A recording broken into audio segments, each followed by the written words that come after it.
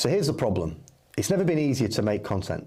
You can roll out content all day long. Everyone's wandering around with a phone, which allows them to just churn out content. But at the same time, it's never been as hard as it is to be heard. And there is so much content out there that whatever you put out is instantly competing in a huge sea of noise. And one thing I see at my studio is people getting excited, getting passionate and creating content, but not stopping to think, what's the equation that I need to follow to make sure my content is successful? Their excitement and their passion drives them forward and they lack the strategy. So on this channel, I'm rolling out a completely free course, and this first video is fundamental it underpins the whole course. It underpins everything that I use to help people grow their channels. And it all starts with understanding the 4 things that you really need to succeed, the 4 things that you must have to create high impact, high value content. So I'm going to tell you what those 4 things are, and I'm going to give you an equation that you should always have at the front of your mind whenever you're scripting, writing, thinking about content and planning content. So sit down, get comfy. I'm going to take you through what those 4 things are. I'm going to give you that equation. And if you're interested in content and you want this free course that I'm rolling out, like and subscribe to the channel because there's loads more to come. Oh, and I should introduce myself. My name's Paul. I run a podcast studio down on the South Coast in sunny Worthing. I've had it open about a year and I've been making content for 15-ish years. And I'm particularly interested in how we can create content right now in a world where AI is just swarming in. So I'm very interested in content that has high levels of authenticity, and you'll see that in the channel and the videos I've got to come. Anyway, thanks for watching. I appreciate your attention. Let's get straight into it. So high value content basically needs 4 things. The first is it needs authority, and this is particularly important when there is just so much content out there and so many people. Whatever content you're interested in, someone else is already making content just like it. So you must stand out. And the way you stand out is you have authority. Why should someone listen to you over everybody else that's talking about the subject? What makes your story, your ideas, your content more authoritative than everybody else? The second is attention. And think about this in terms of timing and relevance. So it's like, why is this content something that I need to know right now? Okay, so my authority is that I run a podcast studio. I've been making content for 15 years. It's literally my job is to help people grow their channels. The second one, the point I made in my intro, like, why is this something you need to know now? Well, AI is just making everyone's content twice as quick to churn out, and it's just this big sea of noise. So if you care about content, this is a really important equation for you to think about right now. The third thing is retention. So what's going to make you stay to the end of a video? What's the thing that's going to hook you and keep you in? So for me in this video, I'm going to give you an equation that you will just sit with and remember every time you make content, and it'll help you forever. So I'm creating some retention, I'm creating a promise, and I'm going to deliver on the promise. It's not an empty promise.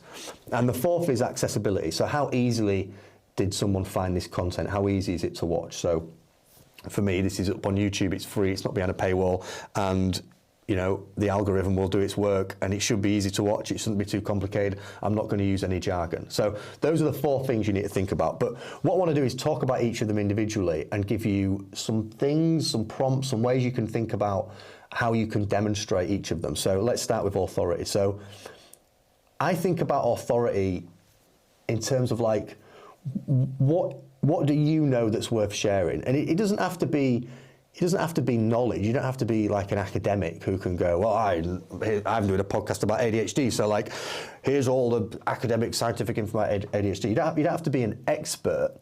It can be about like, it can be about an experience that you're going in. Think of it more of like an insight. So for example, sticking on the ADHD subject, great ADHD channels involve people just sharing their insights as they manage the condition and they encounter some of the challenges. So their insight is not so much, I'm an expert on ADHD, here's all my information. Instead, like, I'm trying to work this out and I'm experiencing it. Well, that's quite insightful. Hearing someone's account of that is insightful and interesting. So they have high levels of authority. To get granular about it, I would describe it as like unique knowledge, perspective, or lived experience that gives you and that you have, that gives your audience a genuine takeaway. So it's about depth, it's about experience, it's about credibility. And ask yourself these sort of questions. Think about the content that you're creating. Think about the subject that you're interested in.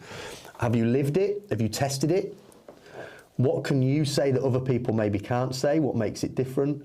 Will someone learn? Will they change, or will they think differently after hearing your message? And you can get lost with that question as well, because sometimes you think about like podcasts that are funny, podcasts that are entertaining. It's not that someone's got to the end of a comedy podcast or an entertaining podcast and thought, oh God, I've really learned so much. But your insight, your experience, your way of coming across have given them a feeling that gives you authority, because you've made them laugh, you've entertained them, you've interested them. So that doesn't have to be educational content. It's just at the end of listening to it or watching it, do they feel differently than when they did at the beginning? So that's why humour is also very useful as well, because if someone starts and they're a bit bored and at the end they've laughed loads, they think, oh, that person's got a lot of authority because they're funny, because they have the skills to entertain me. So the goal really is to create a truth, not a trend. So content that has low levels of authority, scores low on authority, feels like someone's just kind of jumping on the bandwagon a little bit, rather than something that feels authentic and feels real. So that's authority. Second one is attention.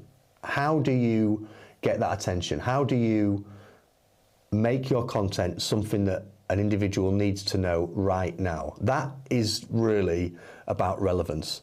You've got to try and work out the bridge between what you know and what your audience currently cares about. And sometimes that's about timing. So sometimes it's just a trending subject. It's a subject that people are interested in. And you can create relevance in quite subtle and careful ways. So again, think about whatever content you're interested in. Think about whatever content you're churning out. If you can link your content to things that are going on, things that are relevant, discussions that are relevant, then that's good. You will have high levels of attention.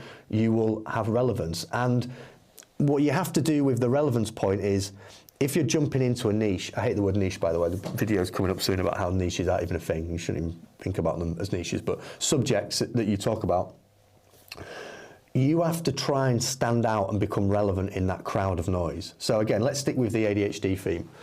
I'm going to do a video about ADHD and relationships. Well, there's loads of videos about ADHD and relationships. That's a really noisy, that's a red ocean. We're going to talk as well about red oceans and blue oceans. That's a very red ocean. So if you're going to make content about that, you've got to think, what's the relevant twist I can bring? Why does this topic, why does this subject matter to those people today? So it's about timing, it's about context, it's about trying to find something in that niche, in that field, where you can have high levels of relevance. And sometimes it's about being quite flexible with your content. So again, think about, okay, in fact, this is a good example. Content's been really trending at the moment is 3I Atlas, that comet, whether it's comet, who knows what it is, that's flying through our solar system. That's a hugely relevant subject. Loads of people have been searching to find that sort of content on YouTube at the moment. It's a big trending subject. So what happens with that is all the podcasts and all the content that people create that sits within that sort of world of science and maybe UFOs, maybe conspiracies, they kind of go, oh, 3i Atlas makes content. So they create relevant content, even though they're not a channel that's about comets, but they see they see it as an opportunity and they go, let's create something that's relevant. So you can do that with any content. You can do that about ADHD. You could go, okay, cool, so the government have just announced this policy that's going to affect people with ADHD in this way, so let's make a relevant video about it. So rather than just sitting with your subjects and going, right, I'm just going to keep churning out content about this subject, instead go, what's going on in the world? What's going on with my audience? Just stop and look up and look around and go, how can I link this subject that I'm talking about to that thing that's going on? And channels that grow, channels that succeed, do a really good job of doing that. They stay relevant and they often become trendsetters. The first ones to kind of talk about a particular thing or particular subject. So that's very important. Attention is very important. The next one is retention. So with retention, we're thinking about what's going to make me watch all of the content, what's going to keep people to the end. And really this is about communication. So this is the bit that is often the most challenging in some ways for people, because it becomes a little bit skill-based. It's about communication, it's about engagement, and that doesn't always come naturally to people. A lot of the others you can sit down and you can research and you can just, it's a time-based activity, whereas delivery is like, okay, go, press record, go for it. And slightly different. So this is basically about your clarity, your structure, your tone. It's about telling stories. It's about setting expectations. It's about having a bit of a rhythm to your content. And it's kind of it's kind of positioning your content in a way that people, you know, it doesn't feel like laborious to go for it. It doesn't feel like a chore. And we'll get really, really granular and really detailed with delivery as we go down the line. But it's absolutely something that's worth thinking about and flagging right from the beginning of any content journey, or in the process of any content journey. And it's a lot of people, it's not about being self-critical, it's not about being self-deprecating, but it is about working out from a delivery aspect where your strengths, where your weaknesses. And we're going to talk a lot about that on the channel. Next one is accessibility, okay? So like, how do you create accessible content? That's about effort. So it's basically, how easy is it for the audience to receive the value? It's the friction your viewer experiences when they're trying to consume your content. So you want your content to be accessible, you want it to flow, you want it to be simple. It's about not using loads of jargon. It's about the beginning of the video setting a really clear expectation. It's ultimately about respecting the time of the person that's watching your video. And once you get your head around that and appreciate that and understand it, then your content will be ace. Because if you're watching this video right now, you're giving me the thing that is most precious to you, which is time. You're sitting and you're engaging and you're listening to a video that I've made or I'm making.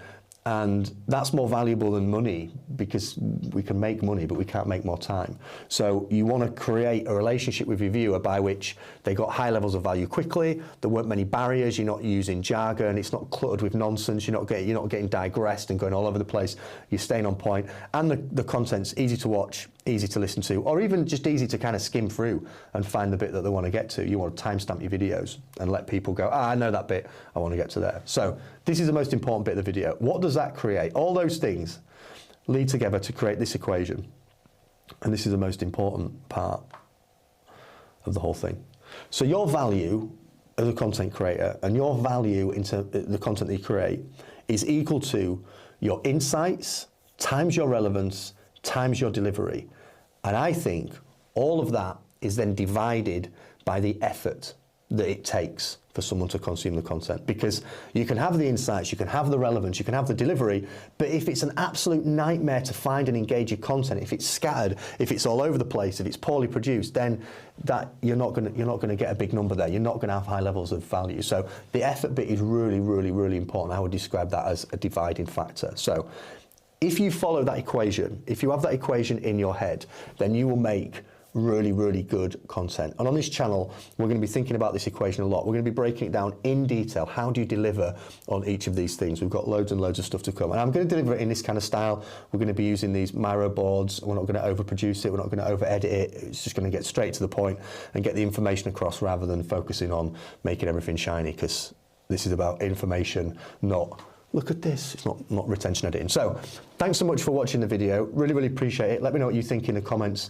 below. Check out more details about the podcast studio and what I do in the description. But more importantly, just like and subscribe, because there's going to be loads more content just like this, completely free, rolling out on the channel. I really, really appreciate your time and attention. And I hope this helps you create some high impact, high value content. Thanks for watching.